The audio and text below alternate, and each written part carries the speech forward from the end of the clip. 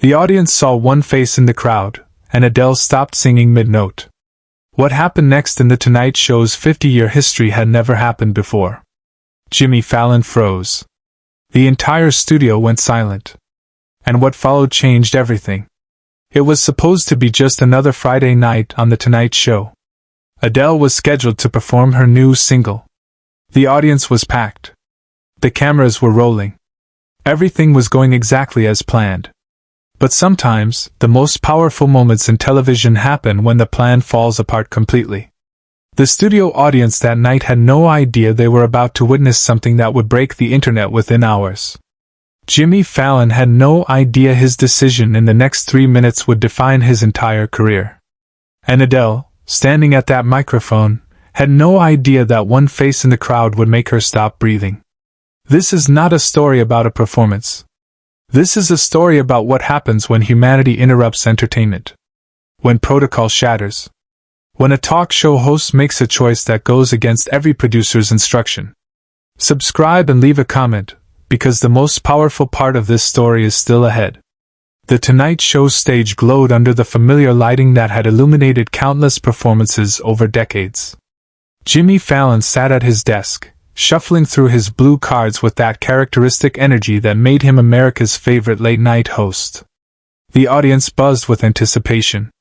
Adele was minutes away from her performance. In the third row, seat 14, sat Margaret Chen. 73 years old. White hair pulled back in a simple bun. She wore a floral dress her daughter had bought her for this exact occasion. Margaret's hands trembled slightly as she clutched a worn photograph in her lap, hidden beneath her purse. She had waited 6 months for this ticket. 6 months of chemotherapy. 6 months of telling herself she would make it to this night. Her daughter Emma sat beside her, constantly glancing at her mother with a mixture of pride and worry. Margaret had lost 40 pounds. Her skin had that translucent quality that comes from fighting a battle no one can see. But her eyes, those eyes still held the fire of someone who refused to let cancer steal this moment from her. Jimmy introduced Adele with his usual charm, the band kicked in, and the British superstar walked onto that stage with the grace that had made her a global icon. The audience erupted. Margaret stood with them, slower than the others, her daughter's hand supporting her elbow. But what happened in the next 90 seconds would stop everyone cold. Adele began singing, "When We Were Young." Her voice filled the studio with that raw, aching beauty that had sold 120 million records worldwide. The cameras panned across the audience, capturing reactions, tears, smiles. Standard procedure for a performance like this. Margaret sang along quietly, tears streaming down her face. Not tears of sadness. Tears of gratitude. She had told Emma 3 months ago, "If I can just make it to see Adele sing live, I can face anything." And here she was, living her truth, fighting her battle, standing in this moment. Then, at the 47-second mark of the song, something shifted. Adele's eyes, trained to connect with audiences across stadiums, locked onto Margaret. Later, Adele would say she couldn't explain what made her look at that exact spot at that exact second. But she saw something in Margaret's face. Something beyond appreciation.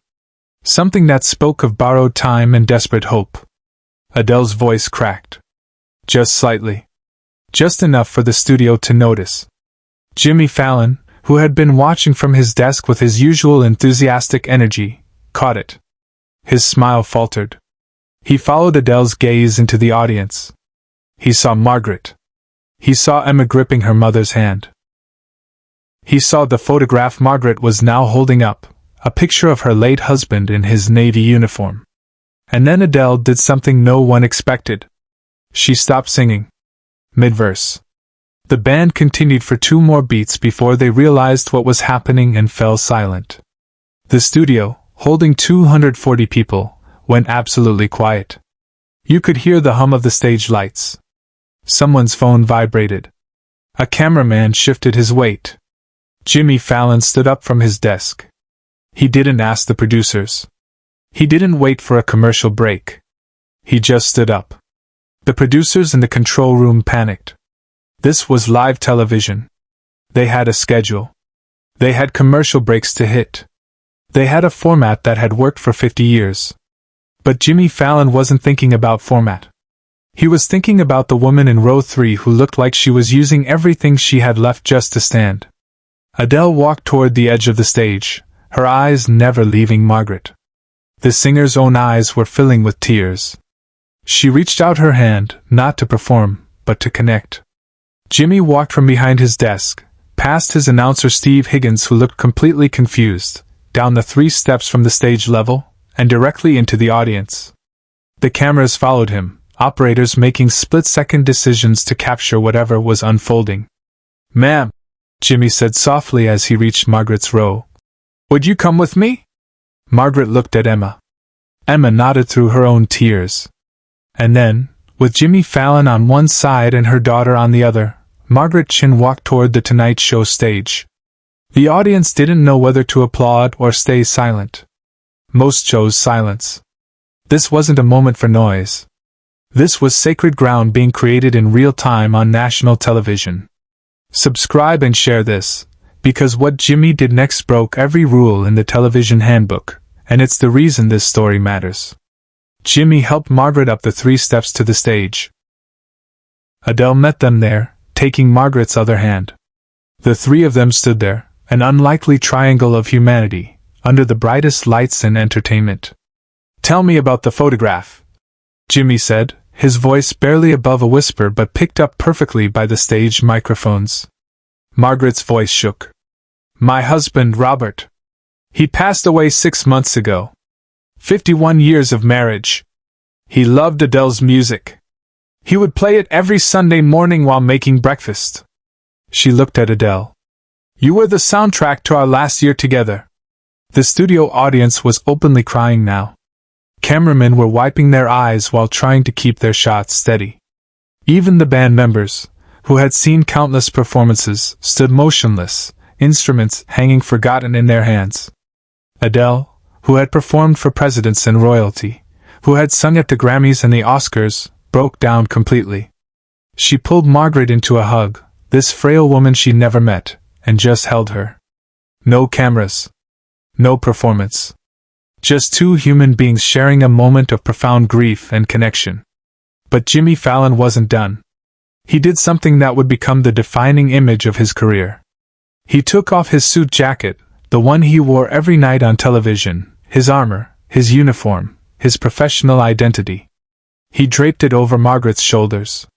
Then he did something even more remarkable. He reached into his pocket and pulled out his notepad, the blue cards he'd been holding at the desk. He walked over to his desk, grabbed a pen, and wrote something. He folded the paper and placed it in the jacket pocket, right over Margaret's heart. "That's my personal phone number," Jimmy said, loud enough for the studio to hear. "You call me. Anytime. Day or night. When it gets hard. When you need to talk. When you want to tell me a story about Robert. You call me." The audience erupted. Not with applause. With something deeper. With a collective release of emotion that had been building since Adele stopped singing. People were standing, not because protocol demanded it, but because staying seated felt wrong. Adele wiped her eyes and looked at Margaret. "Would you like me to finish the song?" she asked. "For Robert?" Margaret nodded, unable to speak. And so Adele sang. But this time, she sang it directly to Margaret, who stood there in Jimmy Fallon's jacket, clutching her photograph, surrounded by people who had been strangers 5 minutes ago, but were now bound together by something unscripted and unrepeatable. Jimmy stood beside Margaret the entire time, his hand on her shoulder, his own tears falling freely. This wasn't the Jimmy Fallon who did comedy bits and played games with celebrities. This was James Thomas Fallon from Saugerties, New York, who had lost his own mother to cancer, who understood exactly what borrowed time felt like, who knew that sometimes the most important thing you can do is just stand with someone in their pain. When Adele finished singing, the studio exploded. But Jimmy raised his hand for silence. He had one more thing to do. He turned to the camera, looked directly into the lens, and said something that would be quoted for years. "We're going to take a commercial break. But we're not going back to the show. Margaret, you're going to sit right here at my desk. We're going to talk. About Robert. About your life. About anything you want. And America is going to listen. The producers in the control room had given up trying to maintain control. This was Jimmy's show now. This was Margaret's moment. This was television becoming something more than entertainment. For the next 12 minutes, the remaining time in that episode, Jimmy Fallon conducted an interview that won him an Emmy, a Peabody, and something far more valuable, it defined his legacy.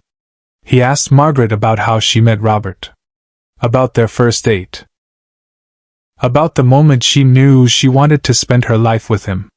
About what he would think of her being on this stage right now. Adele sat on the couch where guests usually sit, makeup running down her face, listening like everyone else. The scheduled guests for that night, 2 A-list actors waiting backstage, watched on monitors and never asked to come out. They understood. This wasn't their night. Margaret talked about love. About loss. About fighting. About the difference between surviving and living. She talked about how Robert would wake her up every morning by singing, terribly off-key, whatever song was stuck in his head. She talked about how the silence in their apartment now was the hardest part. But tonight, Margaret said, looking around the studio, at Jimmy, at Adele, at the audience that had become her family for these precious minutes. Tonight I'm not silent. Tonight Robert is here. I feel him. And I think he's pretty proud his girl made it to the Tonight Show. Jimmy took off his tie. He'd never done this on air before. He placed it around Margaret's neck, over his jacket. You wear this, he said. This tie has been on TV 1,347 times. But this is the first time it's meant something. The show ended not with credits and comedy, but with Jimmy, Margaret, Emma, and Adele standing together on stage while the band played a soft instrumental. The cameras pulled back to a wide shot. 4 people. 1 stage. 1 moment that would never be replicated. Share and subscribe. Make sure this story is never forgotten. Because what happened next changed everything. This segment went viral within 2 hours. 47 million views in the first day. But the numbers don't tell the real story. The real story is what happened after the cameras stopped rolling. Jimmy Fallon kept his promise. Margaret called him 3 times before she passed away 7 months later. He answered every time. He went to her apartment twice. He met her family. He attended Robert's memorial service, which had been delayed so Margaret could be strong enough to plan it. When Margaret died, Emma called Jimmy. He was on vacation with his family. He flew back immediately. At Margaret's funeral, he told stories about their phone conversations. About how Margaret would scold him for not getting enough sleep. About how she'd send him recipes Robert used to make. About how, in her final call, she told him, "You did more than give me a moment on TV. You gave me proof that kindness still exists." Jimmy kept the photograph Margaret had held that night. It sits in his office, in a frame, next to pictures of his own family. He's never spoken about it publicly until now. But every staff member at The Tonight Show knows that photograph is the reason Jimmy changed how he approaches every show. The tie he gave Margaret? Emma sent it back to him after her mother passed, with a note. "Mom wanted you to have this back. She said to tell you that she wore it every day of her last 7 months. She said it reminded her that she wasn't alone." Jimmy had the tie framed. It hangs in the studio, backstage, where every guest can see it before they walk out. Underneath is a small plaque that reads, "Protocol can wait. Humanity cannot. Margaret Chen taught us this." Adele never spoke publicly about that night in detail, but she dedicated her next album to Margaret. In the liner notes, she wrote, "To the woman who reminded me why I sing. It's not about the performance. It's about the connection." The Tonight Show's ratings surged after that episode, but Jimmy Fallon never mentioned it. When asked about his legacy years later, he didn't talk about viral videos or celebrity interviews. He talked about Margaret. About the moment he chose humanity over protocol. About the night he learned that the most important thing you can do on television is simply be present for someone who needs it. That's not entertainment. That's purpose. And that night, on that stage, Jimmy Fallon showed the world what happens when you stop performing and start caring. Margaret's photograph still watches over Studio 6B. A silent reminder that the best moments in television are the ones you never planned.